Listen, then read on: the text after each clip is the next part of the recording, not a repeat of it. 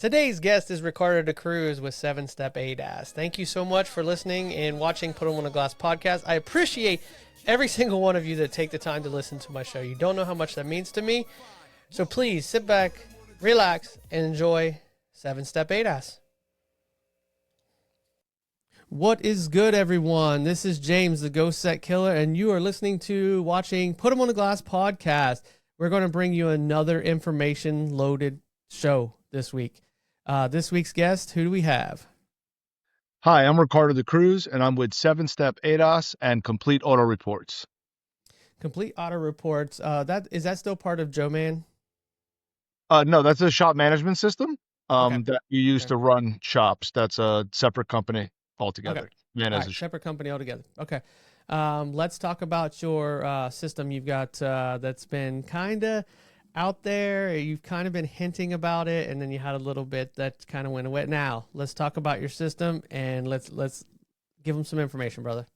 Sure. Through the 7-Step ADAS initiative, it's been all about educating everybody on how to perform accurate target placement through lasers, regardless of what system you use. And through that journey, we have come up with 7-Step Box, which is a bracket system that helps you make a bounding box around any vehicle that aids in target placement. So the bracket system helps you measure, and from there, you'll know where to place your target based on OE instructions. And some of the videos that we've done mention, or not mention, but you can see that we do the hardest vehicles known in a pretty obscenely fast amount of time. So we represent precision, accuracy, and the best way forward for ADAS, we think. Okay. What's your YouTube channel? At Joe Man Auto Service on YouTube. And that's where the videos are of you doing the 7-step box system. Correct. All the videos are there, or if you follow me on LinkedIn, like James and I do and how we met, everything is also on there as well.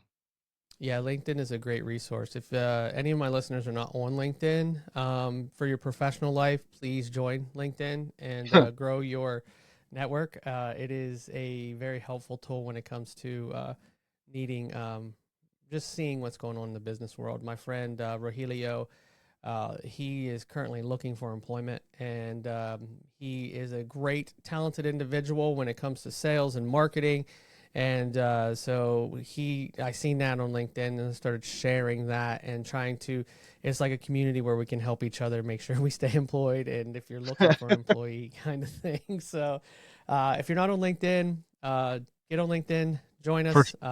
It's a great format for sure. Yep. Okay. So your box system, Yes, it helps you accurately place the targets. I just recently saw a video, and I'm sure you've seen it too, where they did a study where it was not calibrated, it was incorrectly calibrated, so a false positive, yep, and then it was correctly calibrated, and it showed, and this was after equipment removal and reinstallation. Okay, yep. that's exactly what it was. Equipment removal, reinstallation. So a windshield change, a bumper, things like that is what they consider a, equipment removal, and it hit the dummy, and like when it wasn't calibrated, it completely failed. When it was inaccurately calibrated, it almost it was very, very close. It was nowhere near in its boundaries. So that right there was alarming. And then if it was accurately calibrated, which is what we're talking about with precise Target placement. target placement. Why did Yeah. my brain just shut off there? Like I mean, literally my brain went, hey, you're talking. Let's not remember a word. It does that from time to time. I don't know. Yeah, Maybe for it's sure. because I'm getting old. I'm getting close to 50. So, but, Same here, brother. did you see that? Did you see that? And let's hear what your thoughts are on that. I don't think I saw the exact thing that you're talking about, but what I know regarding like target placement is I want to say the government of New Zealand did a report a couple years back, maybe 2023, on ADAS, and their focus, if I remember correctly, was on modified vehicles and ADAS. But in their scope of what they did, they pretty much generalized, hey, we reviewed modified, but what we're talking about applies broadly. And their entire report could be summed up in one sentence: target placement. That's it. Yeah. So So I let's I totally could understand or see where that could come from. Yeah. Now let's dispel this myth. Is it a myth or is it a fact? Is there such thing as a false positive calibration? And if so, how does that work? Like, are you like saying that the box is this big and you calibrate it to where it's in the corner of the box now because you know the tolerances, and then now it's off, you know what I mean? Like it's thinking that the center of the road is at the corner of this box, so it's still in parameters, getting a false like lay that knowledge down, because there's a huge misconception in the ADAS world that I live in, which is auto glass, that if it passes, you're good. Yeah, you're definitely not. You need to test drive that vehicle for sure, and you should test drive it before you take the glass out. You know, I know that that Amen. changes your whole circumstance, but you should, just to confirm that it worked and how it worked. Every vehicle is different, and I guess that's really the best way to remember it is you will get in one car today and it will function totally differently than maybe a year later, maybe a cross brand, Toyota to Lexus. They all drive differently. So if you don't know what it drove like before and you get in it afterwards, if you have general ADAS knowledge, you might be like, oh, it's good. And the owner might get in and be like, what'd you do to my car? So yeah, it becomes an important tool in your kit. The problem with the incorrect or the false positive, like you're talking about, is the scan tool will tell you. And dude, I have recorded sessions. Um, one of my first sessions with the 7-step box, the target wasn't at the right height. I still passed, James. Hmm. I bet you I could have drove in the car. It would have drove, but I've shown that there are instances in some of my videos, especially with the Subaru, man, that Subaru has been like a blessing, um, where when it was calibrated absolutely correctly, target placement, target height, and everything went through well, it recognized lanes in areas where it did not recognize them with the false positive. And when you drive it with the false positive, like it works, James, there's no doubt. I'm not saying it doesn't work. It absolutely works, but it does not work as well when it was calibrated correctly. And that's, I try to do a lot of videos showing that. It's hard. Everybody's attention span is 3.3 seconds, right? Hmm. And you might need to watch for like 2 minutes before you get some value. Um, but this matters, and this is why it matters. The false positives exist, and they're very hard to tell. It takes some practice, man. But if So it doesn't take practice to be good or to try and be precise, that just takes, wanting to do that essentially.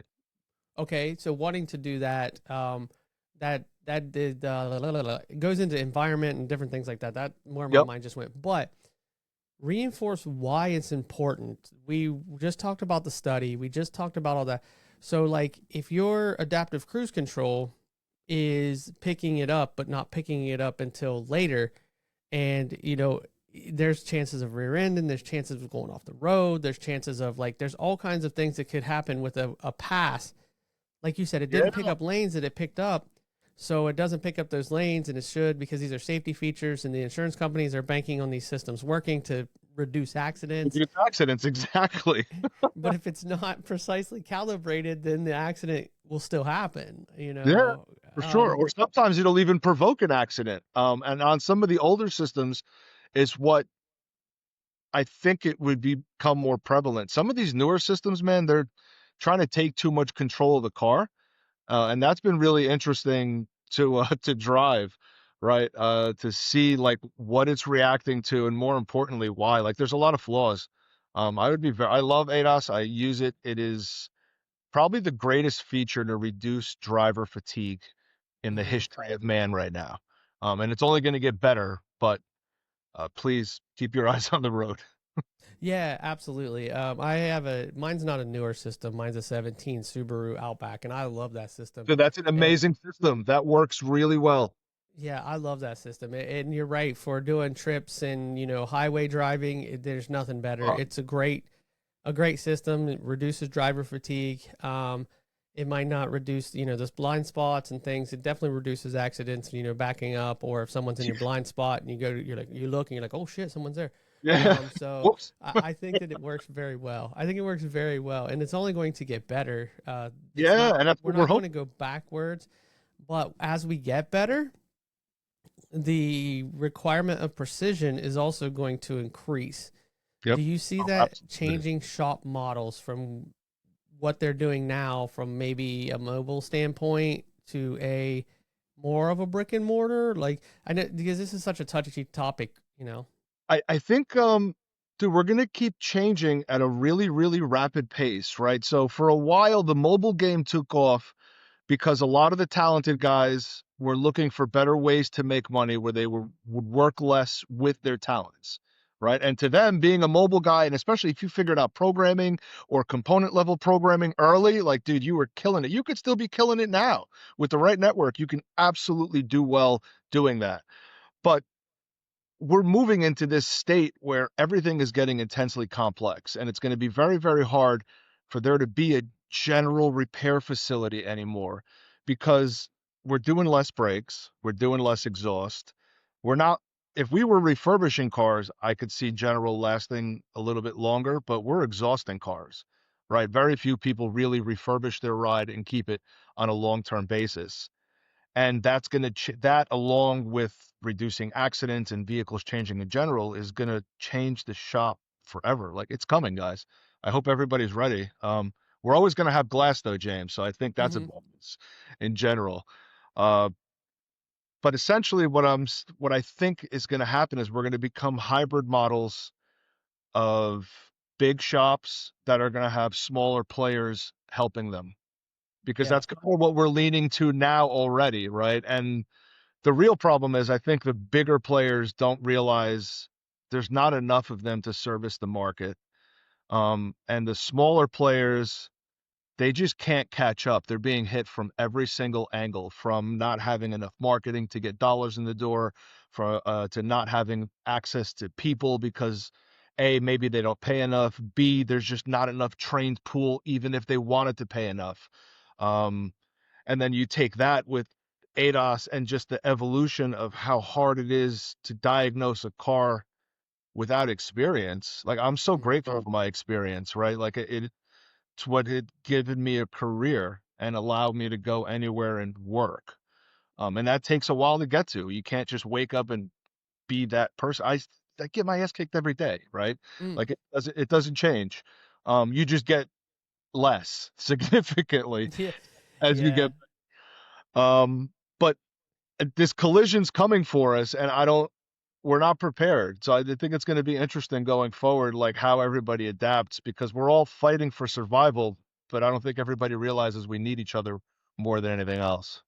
Yeah, we have to start working like we were in our tribal days and working as one giant brain and moving Yeah, forward to try to, because there is enough food for everybody to eat. I mean, that's something that is, I know everybody's a competitive market is a price friendly market, but if you're able to help each other out and conquer the the system a little bit because you're working together, I think that's a better approach than competing each other out of existence, yep. and because you don't have the bankroll of some of the larger companies.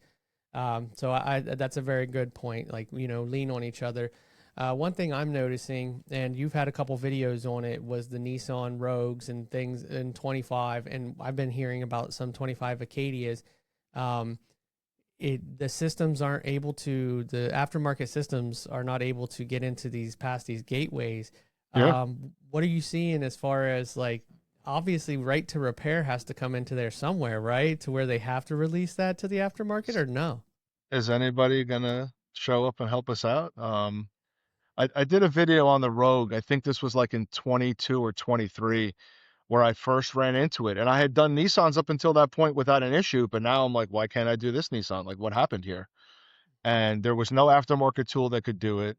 You couldn't even go visit like a friend of a friend with a pirated copy of Nissan. Like, none of that was working. You had to have dealer level software, and you know that for Nissan, if I remember correctly, you have to purchase it for the year, which became an expensive proposition if you're not working on a dozen Nissans a month and needing the tool.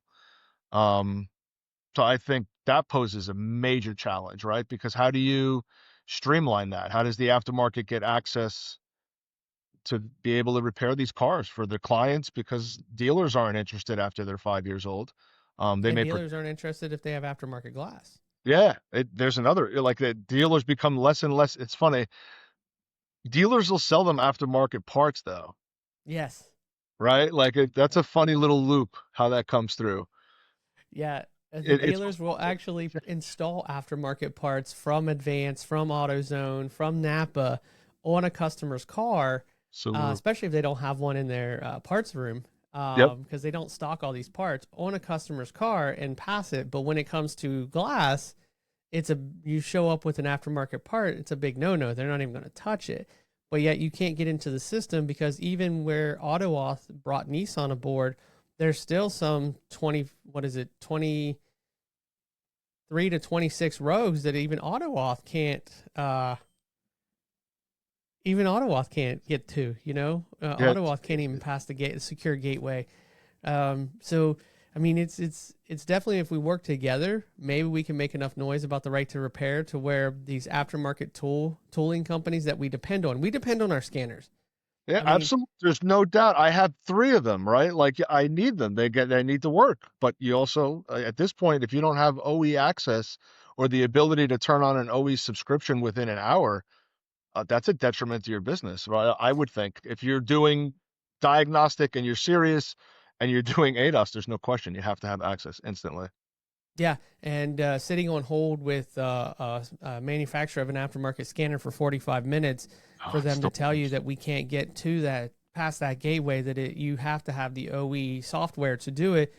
And like you said, they're asking big dollar amounts for a yearly subscription to their system that you can't put on your scanner anyways. You have to have a specialized laptop that you Yep. can, import, because a lot of the Android based systems, they just don't have enough storage for all of these. So you have to go with a laptop based system to make Oh sure yeah. there's enough storage, to make sure there's enough. Um, it's a it's a hard road ahead of us, and I think that it's going to take mechanics, glass guys, the collision world, tire, all these industries are going to have to come together at one sitting and just be like, okay, we have to figure out a way to demand. We need this, and we can't wait. The vehicles are too new that we can't wait for 27 for the 25 software for Nissan to finally say, Yeah, to okay, work.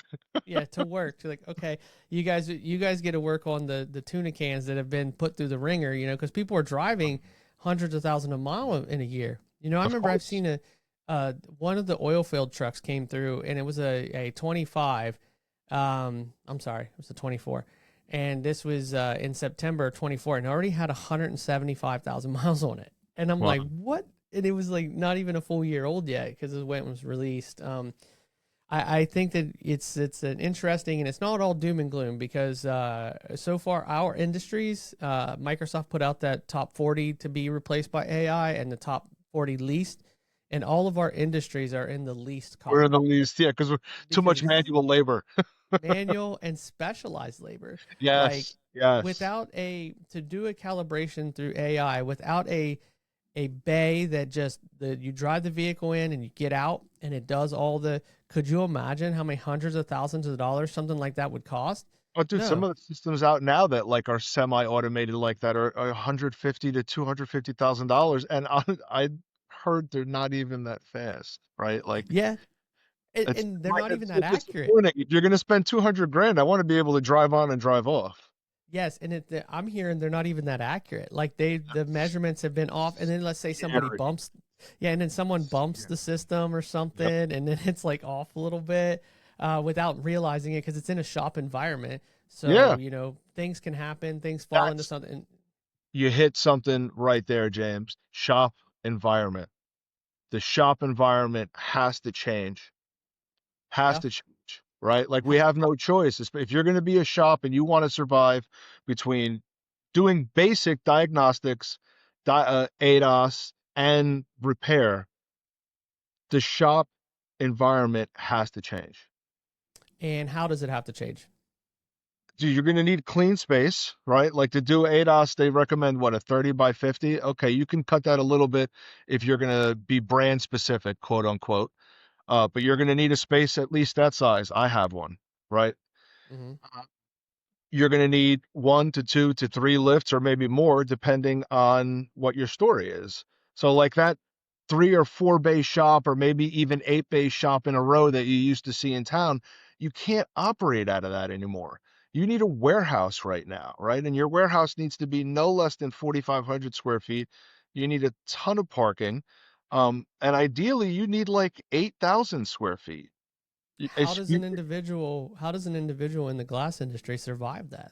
Well, I'm glass. I'm not speaking specifically towards. I'm talking about in just like the general repair Oh, realm. yep. Okay, If you gotcha. wanted to do ADAS, well, just to survive, right? Because you're going to need to be able to do these 3 things: ADAS, diagnostics, and general repair. And how do you do them in the traditional setting? You can't. Hmm. It's physically impossible. Just to do repair in the traditional setting is becoming physically impossible. Oh And man, you walk into some of those old mechanic shops. oh, dude, it's crazy. Oh, And that's the collision, right, that I'm seeing is all of this is happening at the same time, where there's too many requirements being forced on people who just want to survive in the space. And then so how do you do this? do you think that the push is to make the industries that we're in, general or whatever, a profession, other than this is where people go when they can't get a profession? They become mechanics, they become people to work for, because dirty shops was just something that you were used to. You're used to walking in and smelling the grease, smelling the solvent, smelling, and the floors were dirty, and the floor and everything was just kind of scattered. You had the mechanics that had, they kept their areas clean, they kept, but we're kind of being forced now to work on these vehicles to make sure we maintain a very clean professional space. Are you seeing that being forced on some of the older people coming through, like the older shops? Not necessarily forced, but they can't take on these opportunities to make money without that space. Like you Okay. can't do diag on the street unless you've been doing diag for 15 years. And maybe you can do some basics. Like I'm not negating that there are incredibly talented people around, Mm-hmm. but if you got to break out a scope, you're not doing that on the street. It's just not happening. It's not happening. It's just not like you need other tools. You need a battery maintainer. You're not going to want to work outside when it's raining or it's 100 degrees, right? Like you can't Yeah. do these things. And that's what I mean. Like the guys who have been around forever and they're used to replacing parts and performing some basic services are running into this collision where the new world of work, their facility is not as suited as it needs to be. Yeah. Like we talked about, you can't do an ADAS calibration in one of these old shops. You don't have Right. 25 feet of room to do a clearance test on a Honda. Mm-hmm. Barely have 5 feet of room on all 5 feet sides in of the front. car. Yeah, Yeah, very, right. Like a lot of them, like these old Midas shops, the Mighty Key, the Midas shops and stuff that people, like, as soon as those go out of business, they funnel to, and it's like you barely have 5 feet in front, 5 feet in the back. yeah, The, dude, the it's garage crazy. door barely shuts, and it's very crazy. It's So very now crazy. compound that with today's problems of no parts, Yeah, right? No parts available or no support for whatever, or like a 25, like you're talking about, you can't get access to the gateway. Now you have a 4,000 pound paperweight that you got to push around the shop. yeah, And, and customers. where's it going to go? What happens if it gets damaged? It's changing so fast. Yeah, not all customers want to go to dealers. They may buy their vehicle new at a dealer, but not all customers trust dealerships for mechanic wise. They have their mechanic, they have their collision person, they have their glass man, they have their Yeah. or glass person, they have their you know, now they're becoming, I have my calibration, my tires, my brakes. Um so just kind of with that, I'm going to kind of shift this a little bit. I Sure. want you to focus on when it comes to auto glass industry. Now we do mainly just hone in on the ADAS side of it. How important is it for the auto glass technicians to get a basic, I mean, just basic understanding or a class based understanding of diagnostic DTC codes? I mean, it's a toolkit that you can never go wrong with. And I say that because if you can plug in a scanner and you know how to access the camera system per se, which you think is easy, it's not hard, but it's not that easy either, right? Some vehicles can be a little bit more confusing. Sometimes they're not easily labeled. You got to go in deeper into a module to find something. But if you can learn how to do that and at least pull codes and you have a decent comprehension of the language, Hmm. you can look it up, right? Maybe you can't do anything, but maybe it might be something like short to ground and you've been in the game for 10 years. You know, that might be a fuse. Yeah. So you go Yeah. and you check fuses. Um, but then the flip of that becomes how do you get paid for that knowledge? Because I don't think that a glass guy should have to take on that responsibility without being rewarded for it. Like if you're going to spend the time and the effort to learn basic diagnostics, which is what you would have to learn to make yourself useful in that arena, you should be rewarded for that when that instance presents itself, right? Like if something goes wrong and you have to diagnose the issue that you're having, that's a billable time and skill that you spent the time to learn. So it's worth learning, but to defend you guys, it's worth learning if you're getting paid for it, right? Yeah, because I know like I've taken part of the Scanner Danner course, you know, the one he offers online. It's a pretty good course. It's a pretty, Yeah, you genius, know, genius. yes, it's a rigid course, and you go along the same thing that he offers at his college that he teaches at. Um, so it's basically you do it in video series and you do it along your own way. You get your textbook, you get so it's a great course. It's somewhat affordable as far as on someone's pay that isn't, you know, $100,000 plus. So I mean, because I feel personally, I've gained so much knowledge doing that. For one, I'm still not knowledgeable, nothing like what you are, man. I'm not even on your level. But I found that reading live data alone on the camera can sometimes Game help changer. you Game so changer. much. Yes, being able to read live data when you're failing calibrations is like just oh my goodness, Yes. it helps. It helps being able to realize where you go in and how you can access that live data in your system. Yep. And then, you know, like you said, you can be like, okay, why? Okay, I got to short the ground. Let's check fuses. You know, simple as I'm plugging in my dongle and it's not powering up. Okay, Yeah. I'm checking pin 16 automatically for 12 volts. I don't have 12 volts there. Then I'm tracing down like, okay, which one's the fuse? Because it's not labeled OBT2 port. A lot of times it's labeled like ACC or it tag teams off ELC of so maybe. Yeah, it'll be something weird. yeah. So, you know, it could even be linked in with the ECU fuse, you know, if you're Yes. having starting problems and, you know, so there's all kinds of like, you got to kind of trace it down or you're having communication issues. And then I think it's pin 6 and pin 14. Is that low and high So speed CAN bus? I think that's To check, yeah, because those are grounds. So to check that with a power source and, you know, even just a test light, you know, hooking a test light to a power source and then testing those for ground. And it's like, okay, I've not got, you know, I don't have ground here. I'm not yeah. completing a circuit. So now I have communication issues. So now I've got an issue with the OB2 port or with a break in a line somewhere.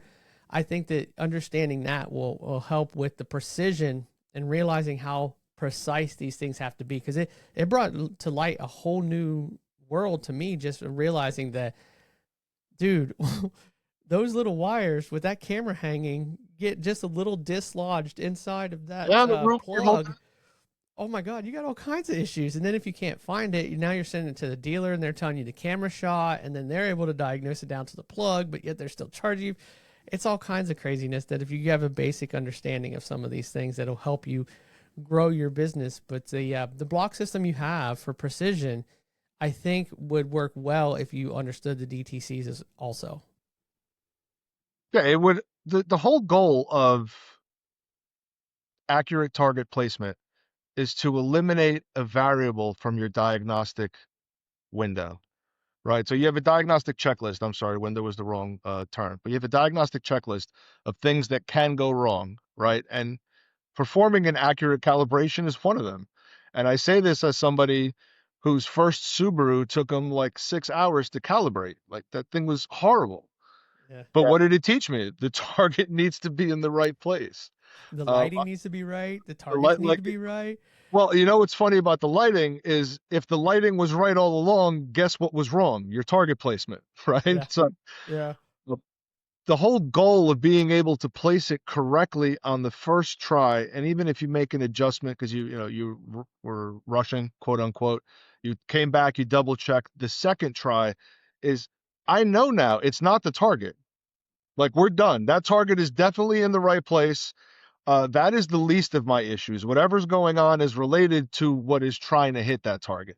So Yeah. is it the radar sensor? Is it the camera? I'm assuming it has power because I didn't have codes and the lights came on the cluster. That's like my own diagnostic process. I step into a car, I turn key on first. I see what comes up and what goes away. Then you start the car, see what comes back, if anything. And to Mhm. me, that kind of tells me if anything's out, because especially with these new sensors, like if there's a blown fuse or disconnected um, clip or connector, you Yeah. know, infamous from body shops, you Yeah. you instantly get lights on the dashboard because the car is having a panic attack. So for me, that's a diagnostic step right there. But the target placement, man, that would be the next step. So you're doing all these basic checks, you're getting the car ready, you got the battery maintainer hooked up. Okay, we're going to calibrate now because as far as I understand, I'm ready to calibrate. And if that target is in the right place and you're doing this in 10 minutes, I can move on. Like if everything worked out, great. Go on my test drive, keep it moving. If it didn't work out, I will double check all my work. If there's nothing to fix, I'm done. The problem's not the target. I'm moving on to, I need to find where the problem is because now time is money. Time is money. And with saying that, you hit on something right there that I think a lot of shops overlook, is a decent battery maintainer. Dude, Because critical. if you have that ACC on the whole time you're trying to do target adjustments, let's say you started off with like 13.7, 13.7 volts or something like that. Fresh battery. Um, fresh battery, and you're adjusting everything, you're checking lighting, and next thing you know, and then you come in and you've dropped down to 11 volts. Well, I'll still go ahead. I don't have battery. I'll still go ahead and start. And then midway through, you drop below 9 volts. Well, you're putting yourself in a very, very tricky situation with these electronics, Oh, man. You yeah. really are. You could fry a camera, right? Like Uh-huh. if under voltage and you're executing a calibration sequence. I mean, these things are made by humans, James. I promise you, they're going to break. Yeah, no, I love the what you just said there about you can fry a camera. And I know a lot of shops have had to send their vehicles into the dealer and then find out they have a fried camera. Where Yep. I think some of that can be eliminated if they had a battery maintainer on there to make sure that the proper Abs- voltage was carried at the right times, that you didn't have because voltages can, depending on the ground, depending on cleanliness, depending on, there's a lot of things that can cause a voltage drop or spike. Yep. With these systems, so a lot of these, especially a lot of the new relays, are coming with capacitors that can hold a lot of incremental voltage. When one drops, it's like, here you go, here's another little shot, and then it Yeah. spikes it clear up, and it's like, whoa, like it could do major damage. So a battery maintainer, I think, is just as important for a shop to invest in as something to air the tires up when you're doing a calibration. Yeah, absolutely. Dude, I have to find it, but when you get tagged by insurance companies, they like to make everything a problem, right? Yeah. And one of the documents, and this is when you're just reading and you got to find the right stuff to always help you out. I found documentation from Volkswagen Audi where they specifically talked about the fuel level and the headlight beam and how it was affected by the fuel level. And like they made that the staple. I printed that out, and anytime they questioned me about fuel level, they should be like, here you Yeah. go. Yeah. Here Here you you go. go. Yeah. If those headlights are off, because of the fuel level, what do you think it's doing to your camera? What else do you think What do is you going to do? feel? Yeah. What do You you think think? everything else is just going to be fine? Like, come on, guys. It's really funny. Really Yeah. fun. And it'd be But one thing, follow the steps. they can program around it, but they didn't, right? That's why Hmm. the instructions state fill vehicle with fuel, because they didn't program around it. Talk to the software engineer, not me. I'm just the guy trying to fix it. Yeah, I'm the guy trying to fix your vehicle. I like that what you said there was also pretty important, that if it tells you to have everything out of the vehicle, even in the back, take everything out of the vehicle in the back. Make sure your tires are the right pressure, not too much, not too little. Make Yeah. sure that you have the fuel level where it needs to be. Most of them are 3/4 to full now, because Yep. they do give you a little bit of a leeway. And the worst thing you can do if you have a dynamic, is have the customer show up with really low fuel Yeah. because then you got to go fill it up all the way before you can even drive it because some of them take a little bit longer depending on your road conditions. The last thing you want to do is run out of gas while you're out there, kind of Yeah. thing. Could you imagine? And also some of these systems, uh, correct me if I'm wrong here. They monitor the whether or not there's enough fuel or nothing, and then they can adjust their algorithm, their programming a little bit while you're driving. But once it hits below a certain fuel level, that algorithm goes out the window.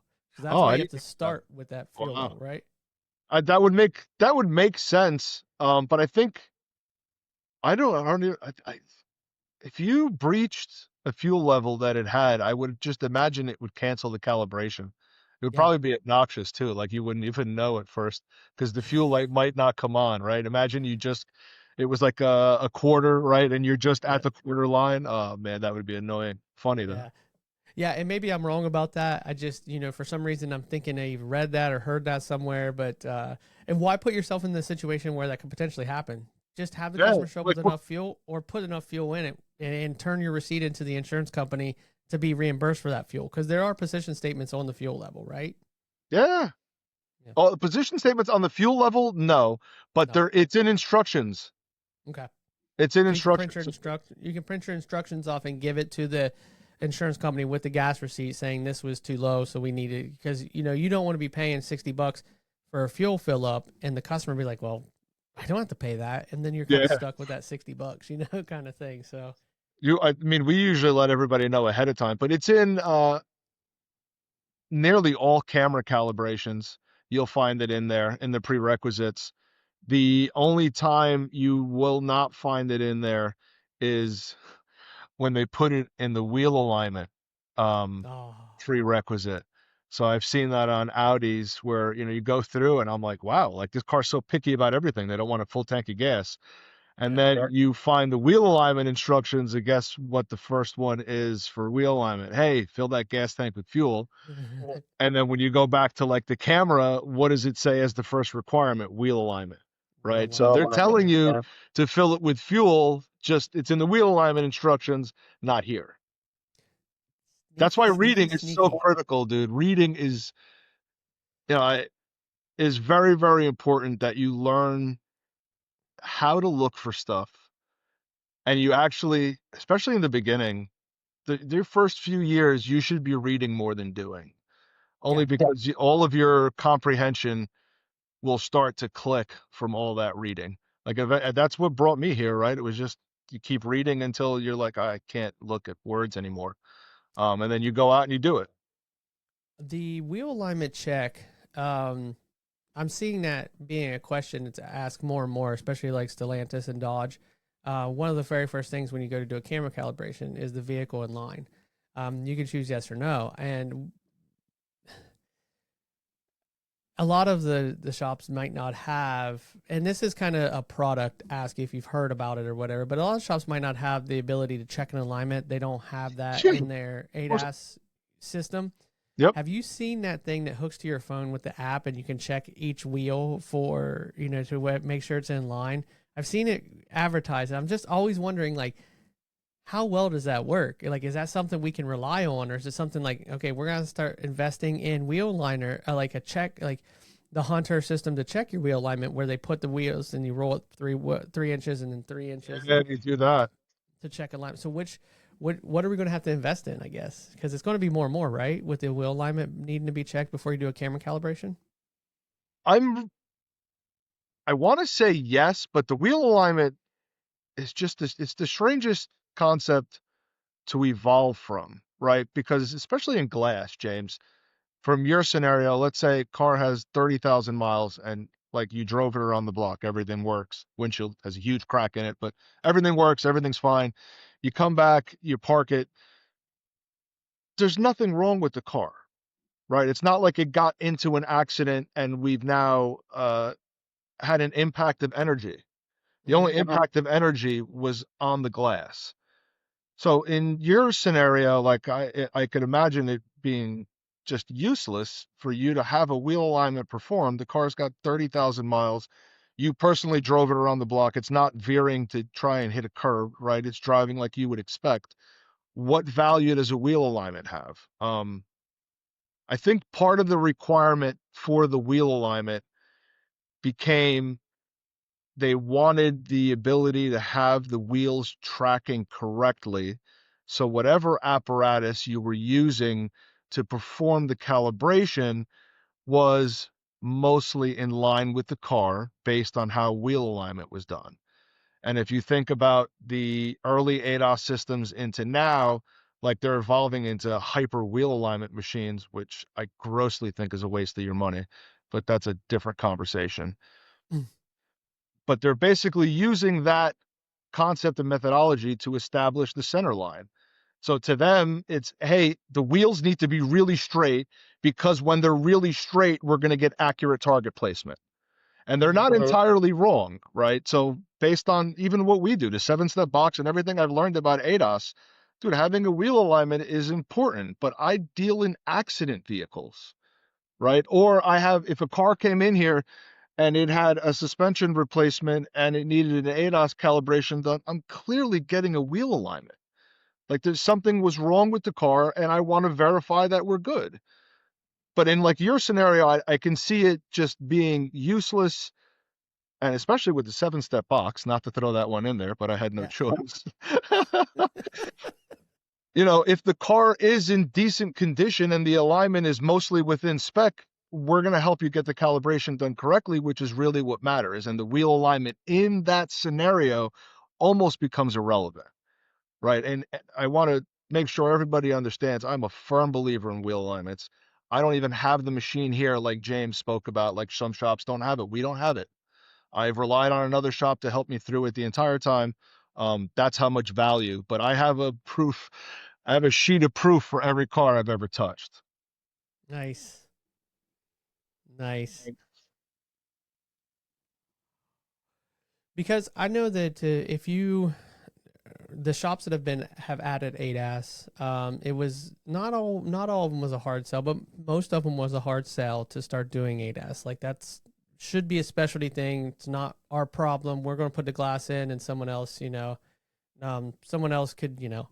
do the rest of it. Do the calibration and everything. But then we started realizing we needed to be doing it before we released the vehicle. But to tell them now they have to buy an alignment machine because everyone asks if it's in line. That's kind of that's a little bit that's a harder sell than what we're talking about now. But all right, we got the 7-step ADAS. Let's go ahead and plug that because we're getting about the 42-minute mark. So let's go ahead and plug that again. Where can everybody get your system, and explain some more of that precision benefits you get from the 7-step system? Thank you, James. So you can go to 7stepadas.com, and on the front page, you will see a clear direction for 7-step box. Also, at 7-step ADAS, you will find almost every single YouTube video or LinkedIn video that we put out. We have a huge education initiative on that website that is available to anyone for free. I want everyone to know that you don't have to buy the 7-step box to get any value for like what we offer. James will tell you I've been doing videos on ADAS for a long time, and long before I developed this, there's a manual method to this that I used for years. You can learn how to do that in your shop, get better at ADAS, and I'm going to keep putting out videos on how to identify ADAS features, how to use all of your knowledge to, determine what probably needs to be done, and then confirming what actually needs to be done against OE information, executing your plan, and getting paid. So the whole 7-step ADAS, I have a system and I've come out with something, but that's really not what this is all about. This whole initiative is to streamline as much as humanly possible to help everybody out there be successful with ADAS. So thank you, So James, for hosting me. yeah. Make sure everybody writes that down. Make sure everybody goes and checks that out because this is going to be a resource for you when you have those questions about, okay, how do I set this up? What is my potential dangers? Those videos are very, very, very detailed. They're very detailed, and you can get a lot from that website. So 7stepadas.com. Go there and get yourself set up with some knowledge, even if you don't buy a system, but I recommend you buy the system. I would appreciate Because it. Thank you. he would appreciate it, but any chance to increase your precision and make it easier to increase your precision is a good sell. So thank you, Ricardo, and everybody, thank you for listening. And like I said before, just hold on so we can get back into the studio part to where we can upload. Sure. And thanks for doing my show, man. I sure do appreciate it. It was easy for you to come on the first time. It's even easier the second time. So anytime you want to come on, please reach out. Thank you so much. I really appreciate that. I have a good time talking to you, man. We have a great conversation for sure. Yeah, we do. Hey, everyone. Thank you for listening to this week's show with Ricardo from 7-Step ADAS. Autoglass Week is coming up. I'll be there. If you're there, seek me out. Say hi. The best thing you can do to support the show is just be good to yourself, be good to others, and invest in your profession, which is autoglass. So thank you for listening.